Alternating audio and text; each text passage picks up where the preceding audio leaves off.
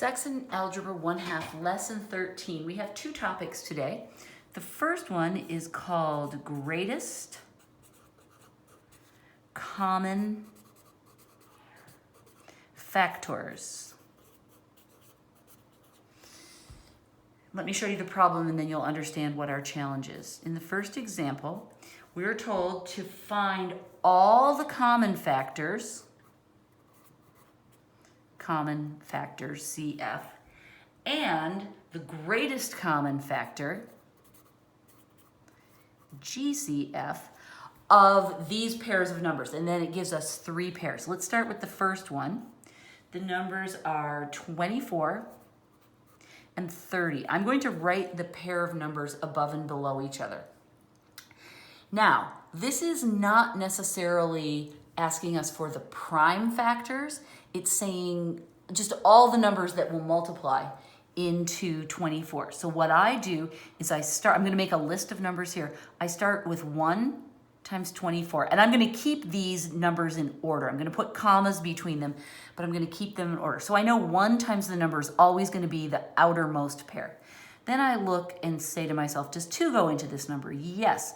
So 2 is the next factor, and that would be what? 12, right? 2 times 12. Okay, so notice how I'm working in from both ends. Does 3 go into this number? Well, I can add them. 2 plus 4 is 6. 3 goes into 6, so it must. 3 times what equals 24? Oh yeah, 3 times 8. What about 4? Let's try that. Does 4 go in? 4 goes in, and that's 6. Notice how I'm working toward the middle. And the only number left to try is 5. That's the only number between 4 and 6. 5 doesn't go into that because it doesn't end in a 5 or a 0. So my work is done. These are all of the factors of 24. Now I'm going to list all the factors of 30, and I'm going to do it just the same way. 1 and 30. That's the first pair. Does 2 go in? Yes. 2 and 15. As long as I'm taking these numbers in order, I don't have to worry about the gaps down here because there must not be any numbers in there or else they would show up here. 3 times 10. Does 4 go into this? No. 4 times 7 is 28. 4 times 8 is 32. So 4 doesn't go in. What about 5? 5 times 6 is 30. And these two numbers are right up against each other, so I've got them all. All right? Now I'm looking for the common factors. All right? And what I like to do is just circle them. They both have a 1. They both have a 2. They both have a 3. They don't both have a 4. They don't both have a 5. They both have a 6. 8, 12, no, none of those others work. So the common factors that these numbers share are 1, 2, 3, and 6. And then what's the greatest common factor? Easy, just the largest of those three numbers. So GCF equals 6. And that's our final answer, and it is correct. Yay! Okay, let's try the next one. B. Okay, so we're going to set it up the same way. The two numbers that we're supposed to be comparing are 24 and 7. Okay, so I'm going to write out, I shouldn't really put equals because it doesn't equal all of that. I'll just draw an arrow this time. Here, let me change this. Okay, 24. All right, well, we already did that one, so I'm just going to copy it. 1, 2, 3, 4, and then 4 times 6, 3 times 8, 2 times 12, and 1 times 24. There, I made myself work for the second half. 7, well, so let's see, 7's a prime number, so 1 and 7 are the only factors of 7 because it's a prime number. So when we go to find our common factors, the only common factor is 1. And so for the GCF, the greatest common factor, there really isn't one. We say that these two numbers are, well, we can say it equals 1. It's kind of silly. We won't really do that very often. The expression we use is we say these are relatively prime. meaning when you compare one to the other, they don't have any factors in common. So that makes them kind of prime to each other. Notice it doesn't mean 24 is a prime number. It just means that's an expression we use when the greatest common factor is 1. Okay, one more of these. Let's look at another pair of numbers. This pair of numbers is 24 and 6. 24 and 6. Well, we've done 24 twice now, so I'll just write down 1, 2, 3, 4, and then just for practice, I'll write the partner of each one, 6, 8, 12, and 24. Okay, 6, let's see, it's 1 times 6, and 2 goes into it. It's 2 times 3. Okay, so that's all, because we got 2 and 3, they're right up against each other, so we're not missing any other factors. And so the common factors here are 1, 2, 3, and 6. So we say, that's correct. The red is my common factors, and then I use the blue to write the greatest common factor. The greatest common factor equals 6, and it is perfectly okay in a situation like this. We notice that the greatest common factor is actually equal to the smaller of the two numbers. That's perfectly fine. It's kind of like in fractions, you know, when you are trying to change the denominators. Sometimes you can just multiply the bottom one to equal the top. That's kind of like what we're doing here. So that is fine. So this is the way John is going to write these problems most often in your homework. I'm going to copy it down as is so that you can see exactly his style. Find GCF, and then he writes 7290. Okay? So what he's telling you is find the greatest common factor of 72 and 90. So, not an equal sign, an arrow. 72, let's see, well, 1 times 72, I'm going to give myself a lot of room for this, even if I don't need it. 2 times 36. You might have to do some division. You might have to stop over here and go 72 times 2. It goes into 7. Let's see, that would be 3 times. 3 times 2 is 6. Subtract and get the 12. 2 times 6 is 12. There's my 36.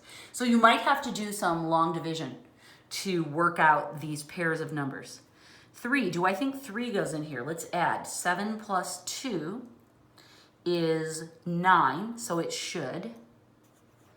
3, I'm going to do a little long division up here. 72 divided by 3. 3 goes into 7 twice. 6.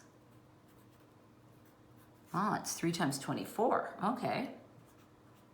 What about 5? Oh, I'm sorry, I skipped 4. And 4 does go in. This is another way that my brain does it.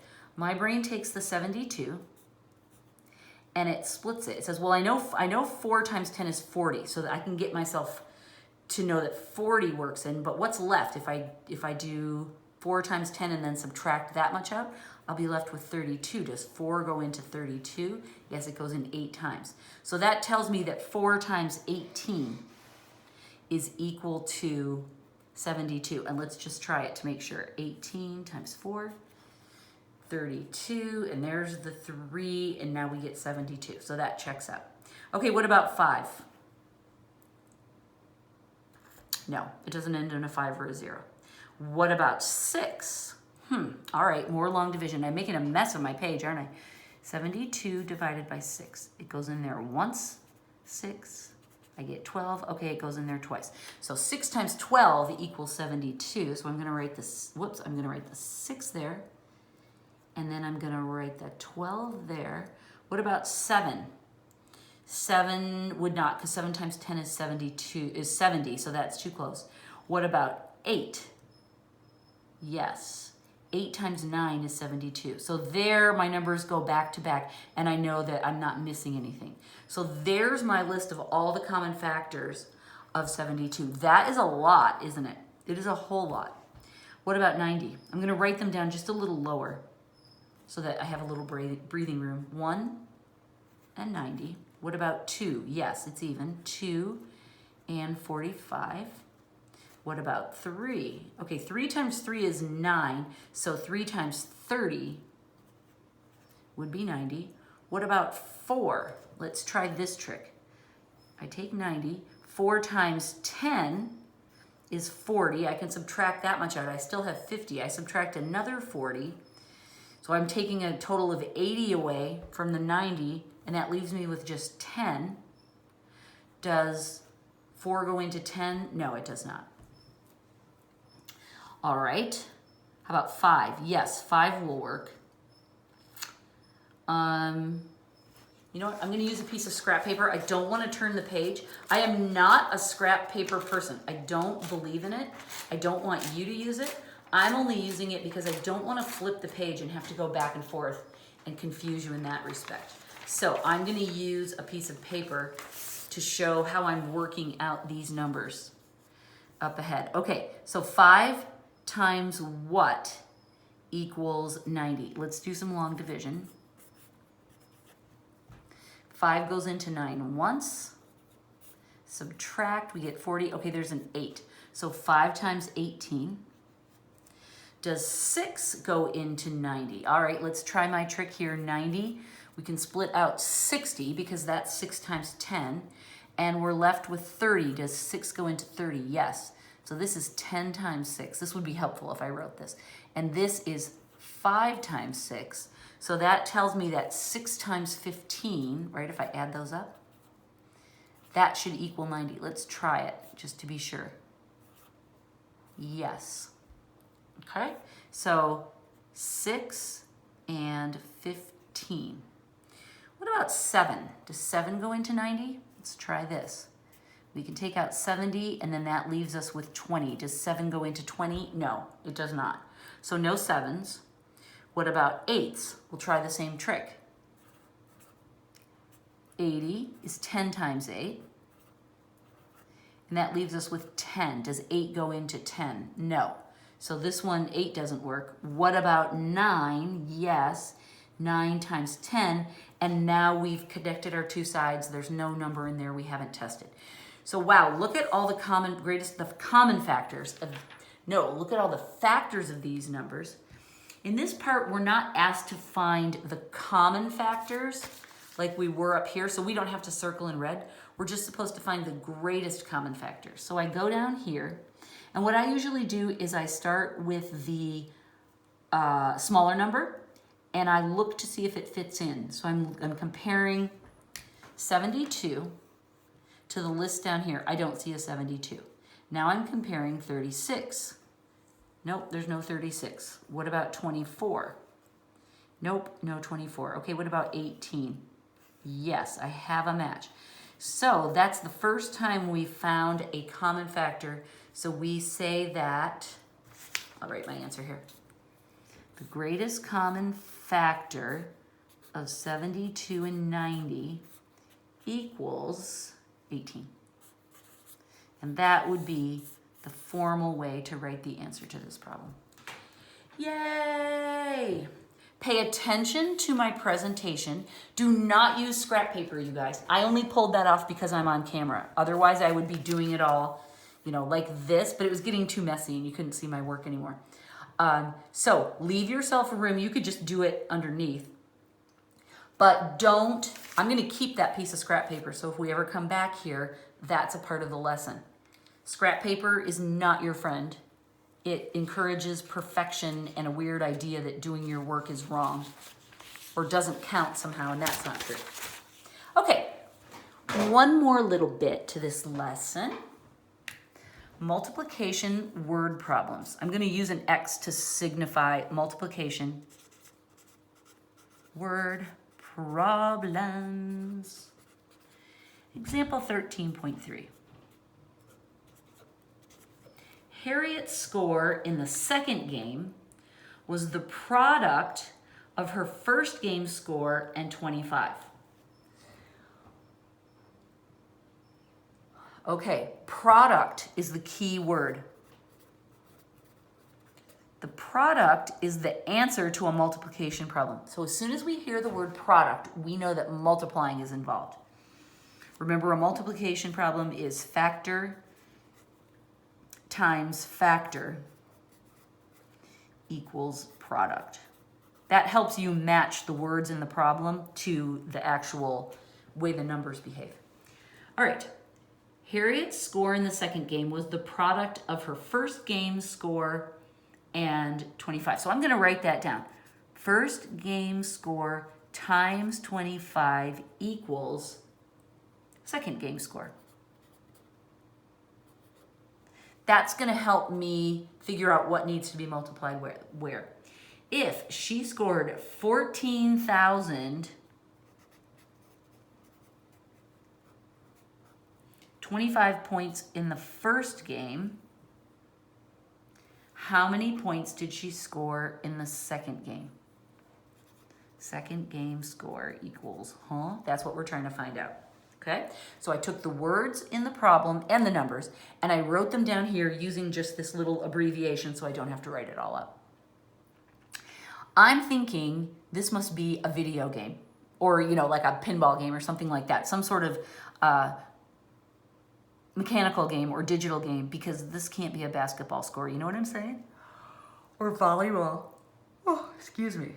That just kind of blew my mind when I first saw it. Okay, so what that tells me, if I use this, first game score times 25 equals second game score, then I can plug this number in right there for the first game score, and that, if I multiply that by 25, I should be good. So I'm gonna rewrite it so I can actually do the work. I'm gonna spread the digits out so that it's neat and I can see what I'm doing. And I'm multiplying it by 25, which is just some random number they gave us. Please be neat in your work. 5 times 5 is 25. 5 times 2 is 10, plus 2 more is 12. 0, carry the 1. 5 times 4 is 20. You guys, I'll just be quiet. You multiply this yourself, and I'll multiply it quietly, and then I'll wait a couple of seconds and let you catch up with me and compare to see if you got the same.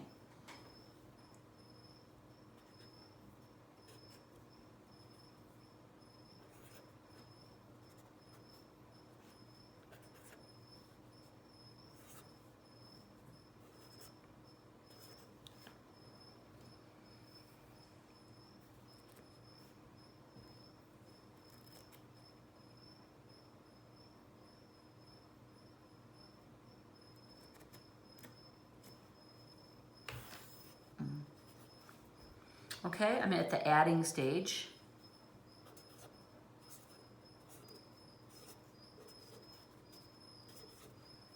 There's my digits. And that's how many points she scored in the second game. I'm not going to write that all out. I'm just gonna write that's how many points she scored. Whenever we have a word problem, we want to put a word by our answer, but you don't have to write a paragraph. Just make it as simple as you can. All right, one more problem, and this one's got an itty-bitty little trick to it that I think is kind of fun.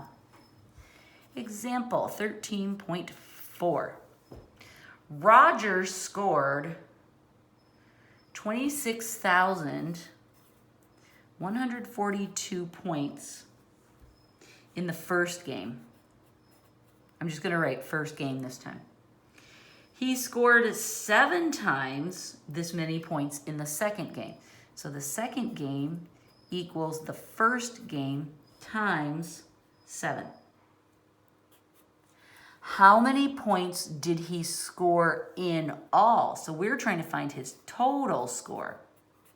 Whoa, I just changed to all uppercase writing. All right, we've got his first game score, so that's cool. Second game score, we need to do a calculation. We need to multiply to get his first game score. So we'll take 26,142. We'll multiply it by 7. Once again, I'll multiply quietly. You do it with me, and then we'll compare. And I'll try to give you enough time.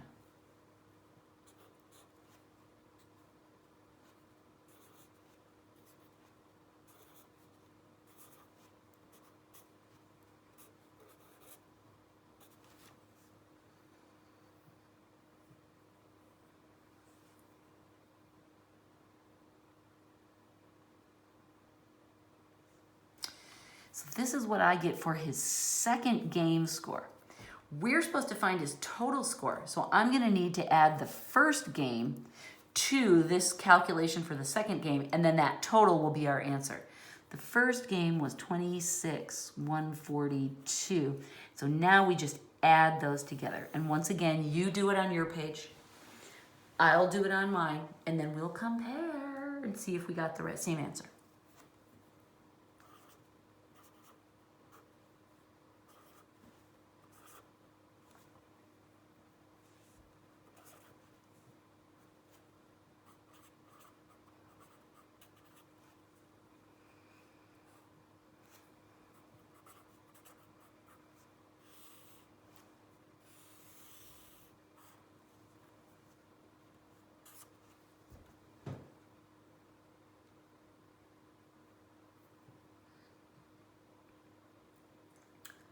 Like most word problems, the trick of these is that each problem has its own little subtleties and nuances, and so you have to read the problem carefully and figure out exactly what information you're given and what information you need, and you have to use your brain, and that's no fun, right? What if it was just so easy you didn't have to think? I mean, but really, where would be the fun in that? So that's the challenge, but also the reward of any kind of word problem, but especially these multiplication word problems, is that you have to keep your wits about you. So please do that. Please keep your wits about you. And speaking of which, remember, my darling students, I want to talk to you every Friday, every single Friday between noon